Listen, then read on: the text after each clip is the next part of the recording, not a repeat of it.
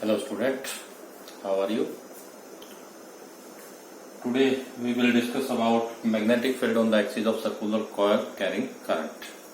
This is the applications of Biot-Savart law. We can use the Biot-Savart law and with the help of that we find out the magnetic field at the center of circular coil. तो चलो करते हैं आज इसके बारे में कि किस तरह से हमारे पास के कोयल जो है कैरिंग करंट कैरिंग कोयल्स है उसके सेंटर में हम लास्ट टाइम निकाल चुके थे। अब आपको क्या है सेंट्रल एक्सिस पे कोई पॉइंट है, इसके सेंटर से जो लाइन पास हो रही है उस पे हमारे पास एक पॉइंट है P, उस पे आपको मैग्नेटिक फील्ड की वैल्यू जो है वो कैलकुलेट करनी है। तो आप सीधा सा क्या कंसीडर करोगे, एक हमारे पास कोयल है करंट कैरिंग कोयल, करंट इसमें से I एज्यूम कर लेते हैं। आप क्या कहोगे, we consider a current carrying coil having current I, radius जो है वो हमारे पास क्या है इसका A मान लेते हैं। ठीक है, we have to find out magnetic field due to this current carrying coil at a point P on its axis such that OP जो है वो हमारे पास क्या है, इसको आप X दे दो और ये डिस्टेंस मैं मान लेता हूं R है और R हमारी कितनी बन जाएगी, root of A square plus X square. तो हम क्या करते हैं, देखो एक छोटा सा करंट एलिमेंट मैंने A भी लिया, लेंथ इसकी कितनी है, dl है, कहाँ पे, इस पॉइंट, इस एक्सिस पे, यहाँ पे हमारे पास क्या है एक करंट एलिमेंट हमने A B of length dl जो वो दिया है। ये किस लिए लिया है, क्योंकि हम बायोट-सावर्ट लॉ लगाना चाहते हैं और बायोट-सावर्ट लॉ की फर्स्ट कंडीशन यही थी कि आप स्मॉल करंट एलिमेंट के लिए इसको अप्लाई कर सकते हैं, टोटल हम सीधा नहीं निकाल सकते। तो पहले हम छोटे से करंट एलिमेंट के लिए जो है फाइंड आउट करेंगे। तो इस करंट एलिमेंट के कारण देखो मैग्नेटिक फील्ड जो है वो कितना आएगा, dB जो है लगाओ बायोट-सावर्ट लॉ, क्या था formula, mu naught upon 4 pi I dl sine theta, distance हमने r ली है तो r स्क्वायर, जो C से है, C सेंटर है इसका, तो PC का स्क्वायर, PC को मेरे पास हमारे पास क्या है, किसके इक्वल है, PC r के। अब यहाँ पे है ना, ये जो है हमारे पास क्या है, कोयल्स आपकी ऐसी होगी, बोर्ड पे ऐसे परपेंडिकुलर है इस तरह से, तो जो करंट एलिमेंट लेंगे वो ऐसे होगा, इनवर्ट जाएगा। ठीक है, इधर से ये हमारे पास है, तो अगर ए को हम स्मॉल लेते हैं ना, तो ये एंगल जो है वो हमारा क्या बनेगा, 90 डिग्री। यहाँ जो एंगल बनेगा इस लाइन और जो करंट एलिमेंट है उसके बीच में एंगल क्या बनेगा आपका, 90 डिग्री, अगर ए स्मॉल है। रेडियस अगर स्मॉल हुआ तो हमारे पास ये एंगल क्या है, 90। अगर साइन 90 में यहाँ पुट करता हूं तो dB जो है वो हमारे पास क्या आ गई, mu not upon 4 pi I dl sine 91 हो जाएगा अपॉन हमारे पास क्या है, r स्क्वायर, ये वैल्यू आ जाती है। और इस dB की डायरेक्शंस क्या है, इस r और जो लेंथ एलिमेंट लिया दोनों के हमारे पास क्या है, परपेंडिकुलर होंगी। तो ये इस तरह से हमारे पास क्या है, इसके परपेंडिकुलर ऐसे आएंगे dB। ये एंगल अगर हमारे पास क्या हम कंसीडर करें थीटा, तो इसको अगर मैं दो कंपोनेंट्स में रिजोल्व करता हूं dB को, ये एंगल भी हमारा क्या बन जाएगा, थीटा बन जाएगा। और आपको पता है थीटा के साथ जो एंगल्स होता है उसमें अगर इसको कंपोनेंट्स में तोड़े तो वो बनेगा dB कोस थीटा, इधर वाला क्या बन जाएगा, dB साइन थीटा। ये तो हुई इसकी बात।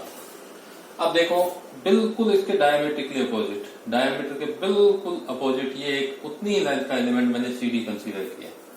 अब CD के कारण भी अगर आप यहाँ पे मैग्नेटिक फील्ड निकालोगे ना तो वो कितना आएगा, जैसे मैं उसको dB डैश मान लेता हूँ, बिल्कुल सेम वही आएगा, क्योंकि डिस्टेंस भी है r बराबर होगी, ये एंगल भी हमारा क्या है यहाँ बराबर होगा, यहाँ फिर से 90 बनेगा, तो mu not upon 4 pi I dl upon क्या है वही r स्क्वायर इसके लिए आएगा।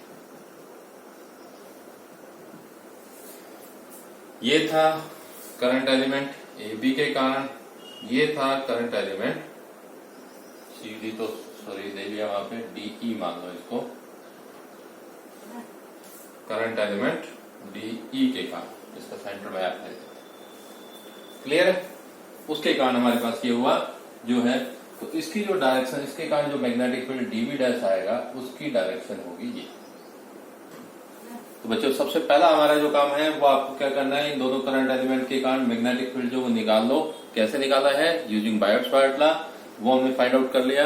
अब देखो जब भी आपके पास दो वेक्टर क्वांटिटी, मैग्नेटिक फील्ड है हमारे पास, वेक्टर क्वांटिटी है, दो वेक्टर क्वांटिटी अगर सेम डायरेक्शन में होती तो ऐड हो जाती, अपोजिट में होती तो हम ग्रेटर में से स्मॉलर को सब्ट्रैक्ट कर देते, ये हो जाता। लेकिन अगर वो ना तो एक्स एक्सिस के अलोंग हो, ना हमारे पास क्या पर्टिकुलर वाई एक्सिस के एक सेम डायरेक्शन में नहीं है, अगर किसी एंगल्स पे है इन दोनों के बीच में, तो आपका एक ही मेथड बच जाता है, that is the resolution of vector. आपको वेक्टर्स को टॉप पार्ट्स में रिजोल्व करना पड़ेगा, एक हॉरिजॉन्टल कंपोनेंट, दूसरा हमारे पास क्या वर्टिकल कंपोनेंट जो बनाना पड़ेगा। तो इसको भी हमारे पास अब यहाँ पे हमने क्या किया है, दोनों कंपोनेंट्स को डीबी के दो कंपोनेंट्स बना लिए, डीबी डैश के दो कंपोनेंट बना लेंगे। ये थीटा, क्योंकि ये थीटा तो ये भी थीटा आएगा, ये बन गया हमारा dB dash cos theta horizontal component, यहाँ आ जाएगा डीबी डैश साइन। क्लियर हुआ? ये बात आपको समझ आ गई होगी। इस तरह से हमारे पास हम फाइंड आउट कर सकते हैं। तो इसके बाद जो आपका काम है, आप क्या कहोगे, dB and dB dash both are resolve in to component.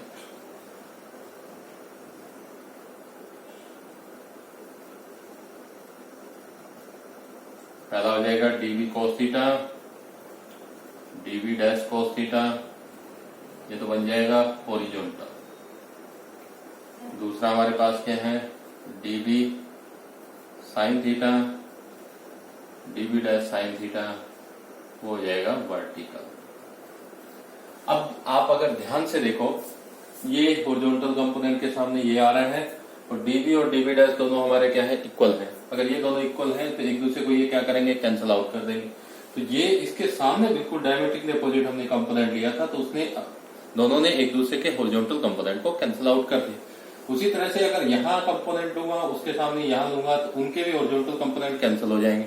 लेकिन जो वर्टिकल कंपोनेंट है वो सभी का क्या आ रहा है, सेम डायरेक्शन में आ रहा है। तो आप क्या कहोगे, all the diametrically opposite element, diameter के अपोजिट एक सेंटर से जो लाइन जा रही है वो लो, उसके दोनों एंड पे एलिमेंट्स आप कंसीडर करो, उनका जो हॉरिजॉन्टल कंपोनेंट होगा they cancel each other vertical component of all the current element in same direction.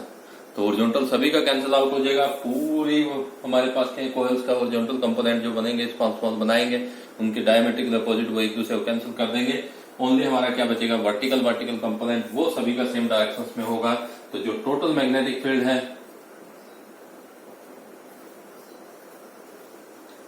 B पूरी कोयल्स के कारण, या तो आप क्या कर सकते हो, sigma of dB sine theta ये लगा सकते हो, या फिर आप integration of dB sine theta ये भी अप्लाई कर सकते हो। ठीक है, तो इनमें से कोई भी मेथड आप जो है वो यूज कर सकते हो। डीबी की वैल्यू देखो हमारे पास क्या आ गई, पुट करो यहाँ पे, हमारे पास सारी वैल्यू निकाल के उसमें B is equal to sigma of dB, dB है हमारा mu not upon 4 pi I dL. R square को देखो मैं क्या लिख सकता हूँ, A square plus X square, root था स्क्वायर से कैंसिल हो गए। साइन थीटा की और वैल्यू निकाल, ये थीटा है अगर आपका, तो साइन क्या होता है, परपेंडिकुलर अपॉन हाइपोटेन्यूज। तो साइन थीटा की वैल्यू हमारे ए अपॉन क्या आ जाएगी, root of A square plus X square. ठीक है, डीबी हो गया, साइन थीटा की वैल्यू लिख दी। क्या है, चाहे समेशन लगा लो और चाहे इंटीग्रेशन। समेशन लगाता हूं तो देखो एक स्मॉल पार्ट ये पड़ा है, बाकी सारे कंप्लीट है, तो बाकी सारे बाहर आ जाएंगे अपने पास।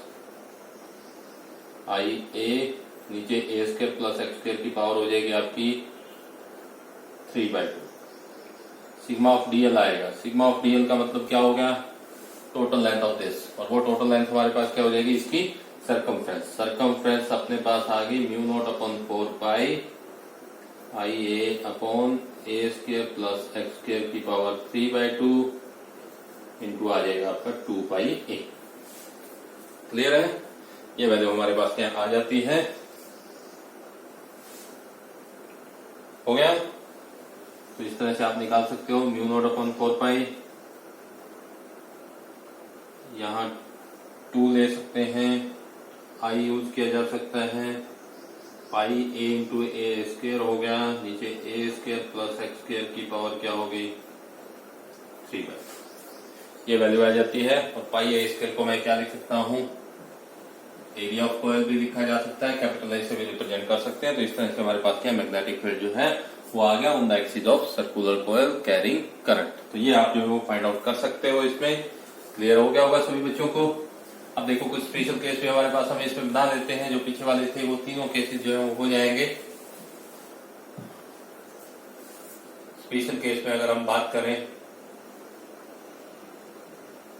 पहला अगर P है at the centre of coil, coil के सेंटर पे आ जाए तो x को क्या कर दो, 0 पुट कर दो। यहाँ x हमारा क्या हो जाएगा, 0 जो है वो हमारे पास बन जाता है, तो x को वहां हम 0 पुट कर सकते हैं। तो 0 पुट करेंगे तो क्या बन जाएगा, b is equal to mu not upon 4 pi, यहाँ पे 2 पाई आई बचेगा, ए स्क्वायर होगा, नीचे हमारे पास क्या है, ए स्क्वायर की पावर 3 बाई, एक्स को 0 पुट करूंगा तो ए स्क्वायर की पावर 3 बाई ए क्यूब बच गया। तो ये वैल्यू आ गया अपने पास, म्यू नॉट अपॉन 4 पाई 2 पाई आई अपॉन ए। ये जो वैल्यू है वो हमारे पास क्या आ जाती है, कब, जब P हो पॉइंट हो at the centre of coil तब। एक इसमें हमारे पास क्या है, ये भी किया जा सकता है। ये मैग्नेटिक फील्ड हमने निकाला था सिंगल टर्न के लिए। अगर इस कॉइल्स में हमारे पास क्या नंबर ऑफ टर्न्स होते हैं तो आप इसमें n से मल्टीप्लाई भी कर सकते थे, एंड यहाँ पे number of turn in the coil आ जाए, तो वो भी यूज कर सकते हैं। सिंगल के लिए निकालो, n को नहीं लेना, 1 पुट कर दोगे, और कोई नंबर ऑफ टर्न्स ज्यादा हो तो वो उतनी वैल्यू हमारे पास यूज कर सकते हो। तो 2 पाई एन आई ये हमारे पास आ जाएगा, कब, जब P जो पॉइंट है वो इसके सेंटर पे लाई करे।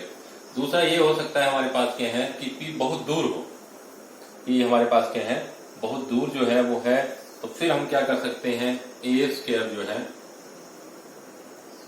P lie far away from O,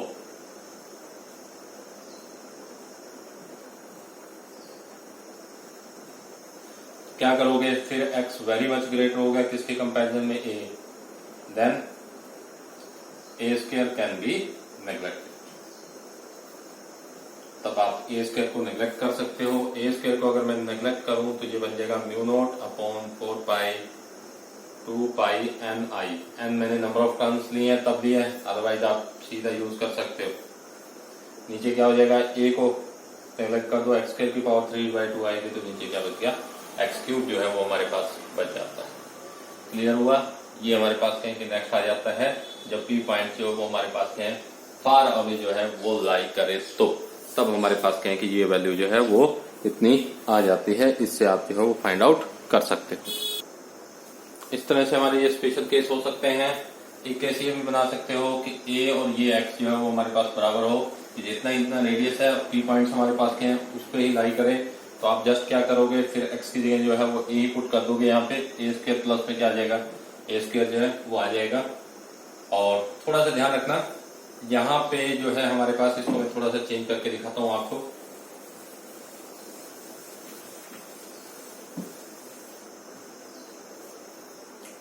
third case अगर हम माने तो वो क्या कहता है कि P at a distance equal to radius of coil.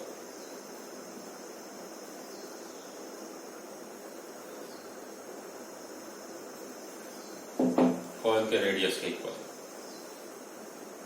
तो क्या करोगे, a बराबर क्या हो जाएगा x के, x और a बराबर हो जाएंगे, तो फिर b इक्वल टू आ जाएगा mu not upon 4 pi 2 N I, N वो नंबर ऑफ टर्न्स के लिए, पाई a स्क्वायर अपॉन ये हो जाएगा 2a स्क्वायर की पावर 3 बाई 2, बस और कुछ चेंज नहीं होगा। क्लियर है।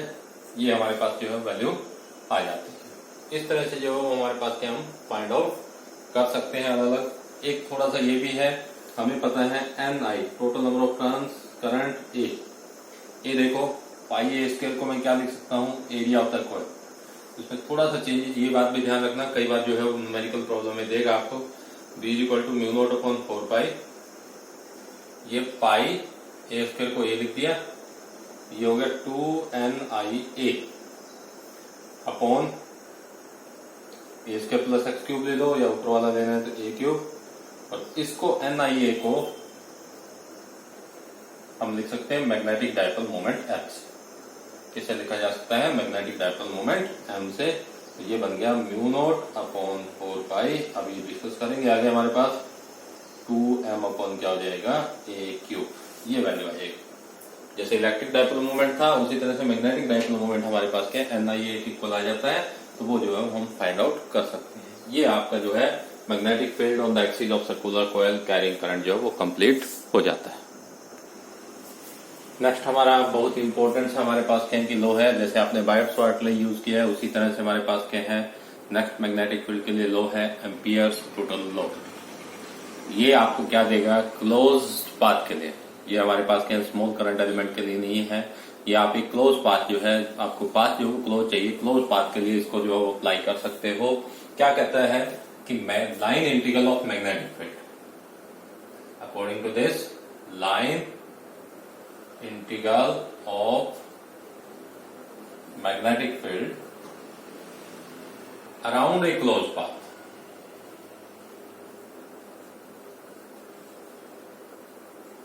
इन वैक्यूम, या ये रहो, is equal to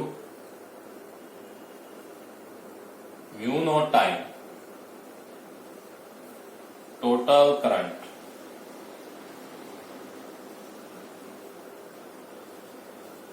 threading through that path.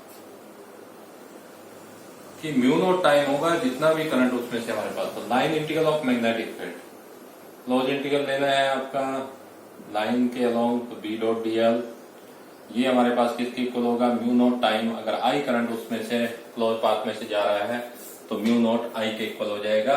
Space जो है वो हमारे पास फ्री स्पेस लिया है, तो ये हमारे पास क्या है मैथमेटिकल स्टेटमेंट हो जाते हैं बी डॉट डीएल का इंटीग्रेशन। ये सर्कल मैंने क्लोज्ड इंटीग्रल के लिए लगाया है, आपको अलवेज जो क्लोज पाथ पे लगाएगा।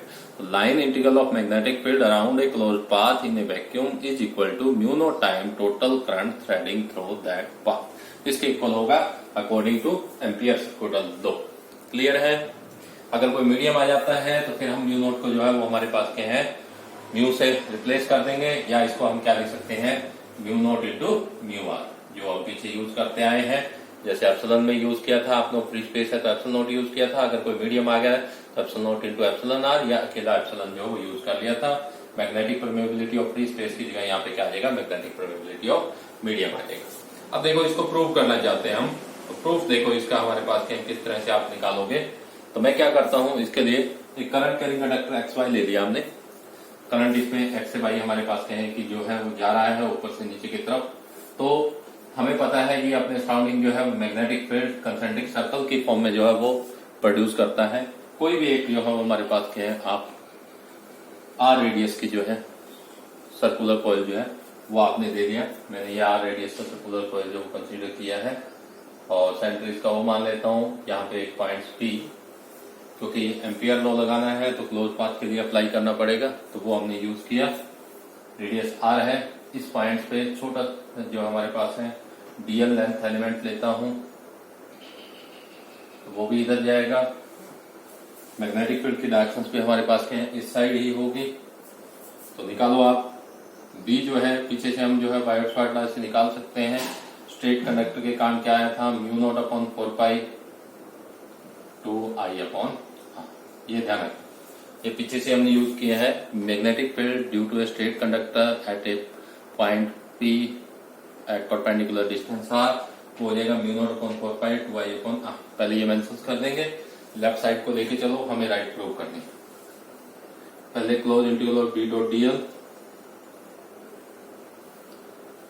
दोनों में एंगल नहीं है, बी भी इधर है, डीएल वेक्टर भी हमारे पास क्या इधर है, तो दोनों में एंगल जो है वो कोस ऑफ 0 हो जाएगा, कोस 0 की वैल्यू 1।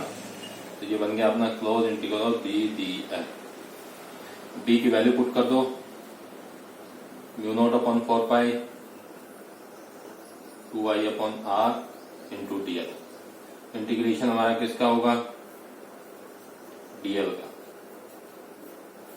डीएल का इंटीग्रेशन कर दो, इंटीग्रेशन ऑफ डीएल किस इस क्लोज पाथ के, तो डीएल के इंटीग्रेशन का मतलब इसकी टोटल सर्कमफ्रेंस। टोटल सर्कमफ्रेंस अगर मैं यूज करता हूं तो mu not upon 4 pi 2 I upon r into क्या आ जाएगा 2 पाई आर।